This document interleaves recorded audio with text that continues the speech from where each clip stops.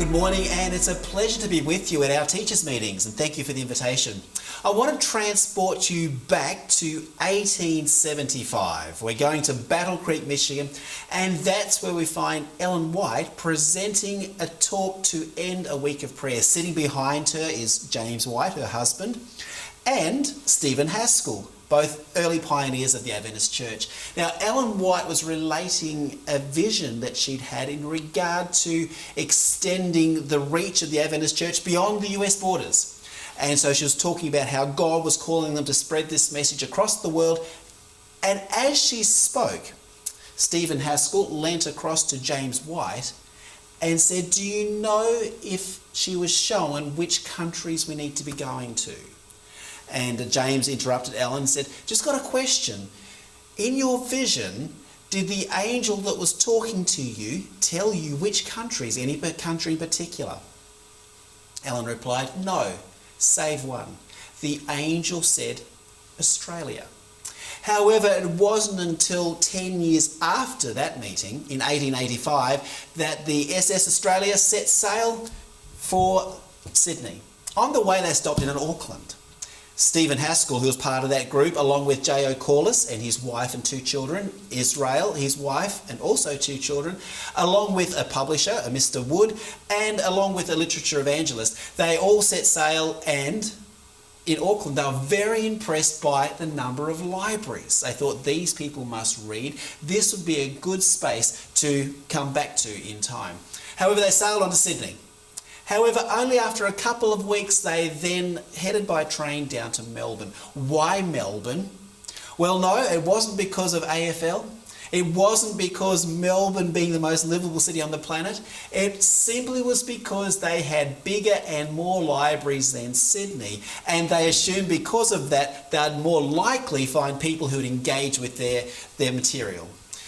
They came to Richmond. Now, at that point, Richmond was a suburb. Unlike it is today, you could afford to live in. In fact, it was one of the lower class suburbs of Melbourne.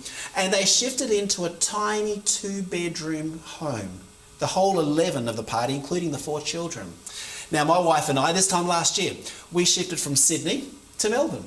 Now, for us, we were looking around. I had a brother to stay with. We had our bits and pieces coming by transport.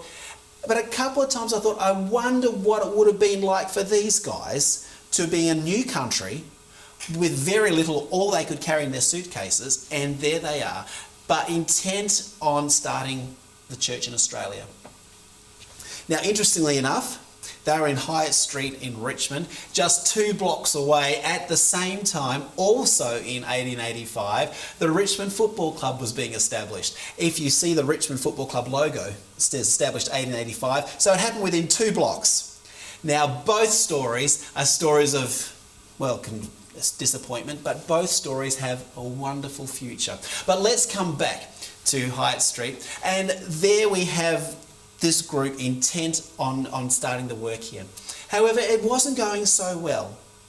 They'd arrived in June, and as we know, Melbourne in June is probably not the best weather. And you read a letter from J.O. Corliss that he sent back to America, and he writes, "The weather is bleak, the people are bleak. I don't think we're going to be able to start a church here." And you read about his despondency and how as he was giving out his tracts, people were just dropping them. It turns out one afternoon, it was cold, it was wet, he was once again handing out tracts. People were walking past, not taking them, or if they did take them, just dropping them on the ground.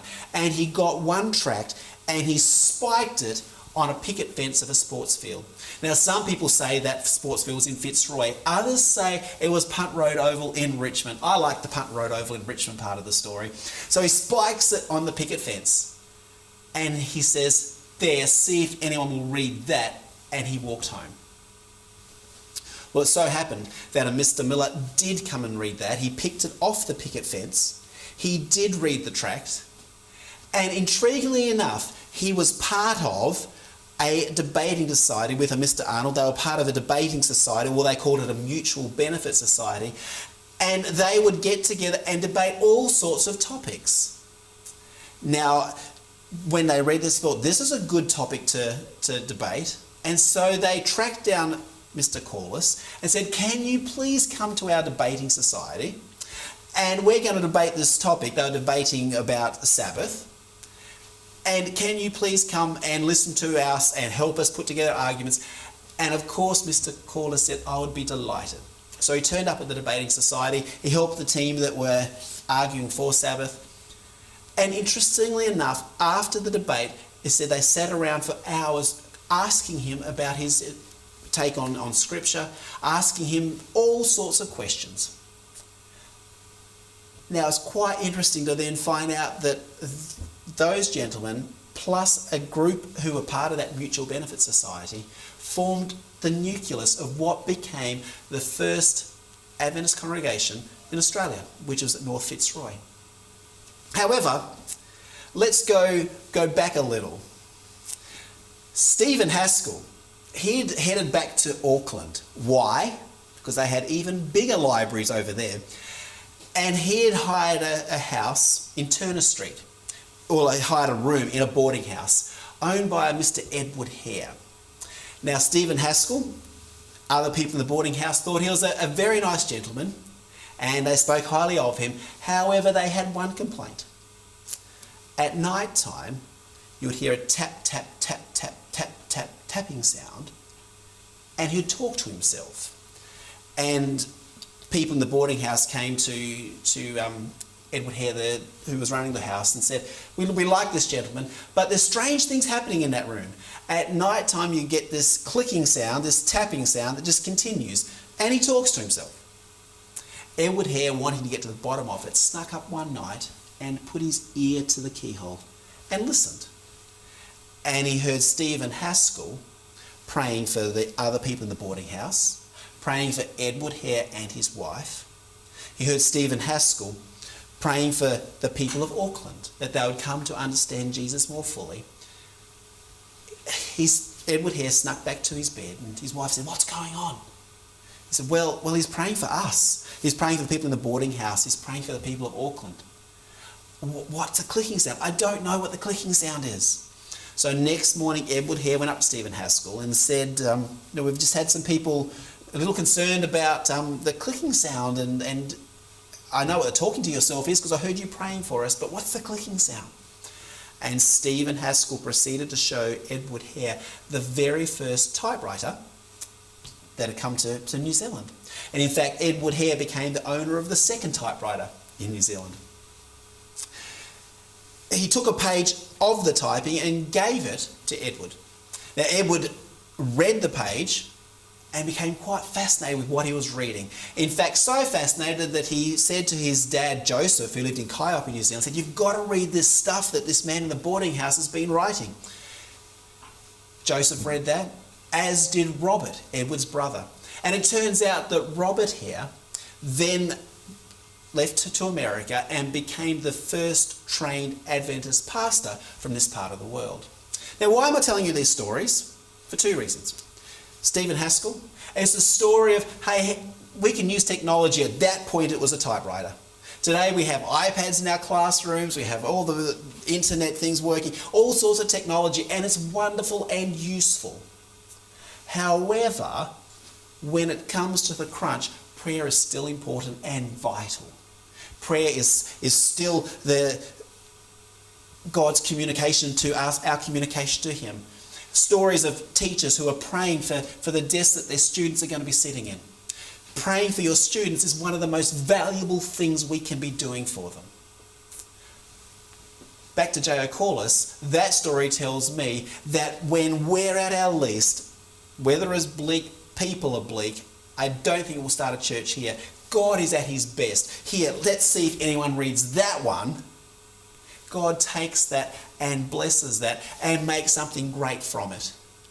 There's going to be times this year in your teaching where you're going to be thinking, is it worth it? You're going to be sitting up late at night time marking and writing curriculums. Is it worth it? Does it matter? Can I say, yes, it matters, because what you do is impacting lives, and you might never know the full extent of your impact until we're in the kingdom in eternity, and you'll be able to see the lives you've shaped.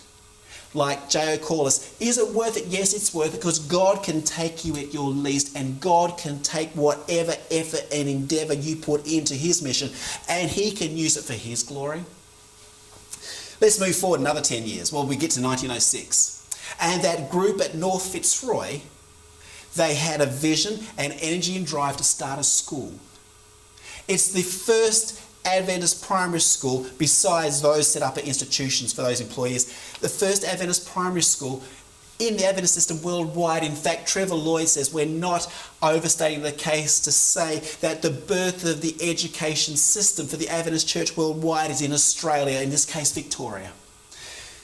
Initially there's 46 students, one teacher, in a little room behind the North Fitzroy Church. So if you're a bit worried about your staff and student ratios, keep in mind that poor teacher. Within 2 weeks there were 63 kids, and they'd added a second teacher. Amongst those children in that, starting off in that school, was Robert Hare, who we met from New Zealand, was Robert Hare's son Eric.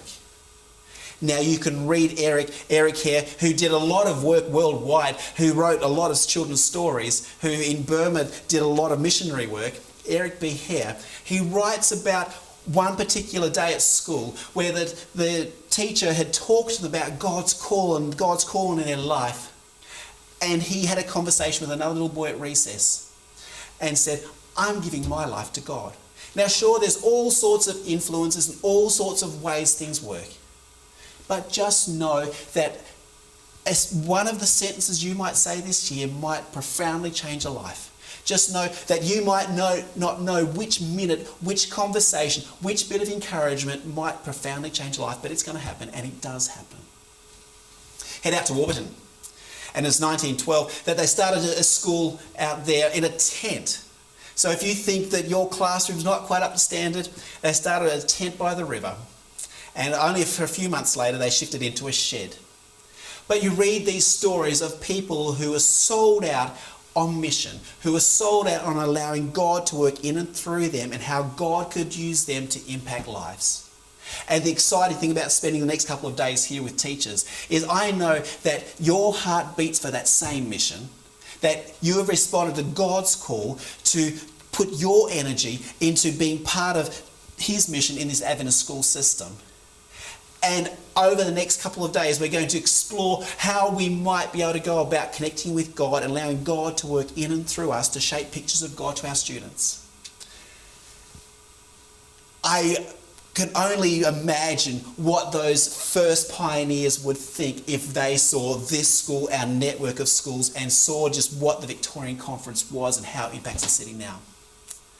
However, I also believe, and this is what I'm going to talk about in my next presentation, that the message that they had back then, I think it's incredibly, incredibly important for the culture we're in now. And that's where you and I get to be part of, I think, the most important thing going on this planet. Is we get to shape lives and impact lives, and we get to shape lives for now, but not just for now, for eternity. That's what made those guys in America, their heart beat faster, and they're saying, we're going to head to Australia because there's something important going on there. And guess what? In the Victorian Conference right now, there's something important going on now. It is happening in our churches, it's happening in our schools. It's where we work together. Ellen White, writing about the school in Warburton, writing about the school in North Fitzroy, in our school system, she's writing, the church room and the schoolroom need to be working together to have the impact. We talk about home, church and school all working together, and Ellen White wrote about that a lot. Our pioneers understood the value of Adventist education and its value to mission. And over the next 2 days, as we explore some of that, I think it matters now more than ever, because it matters for now and it matters for eternity. Looking forward to spending the next couple of days with you. Thanks.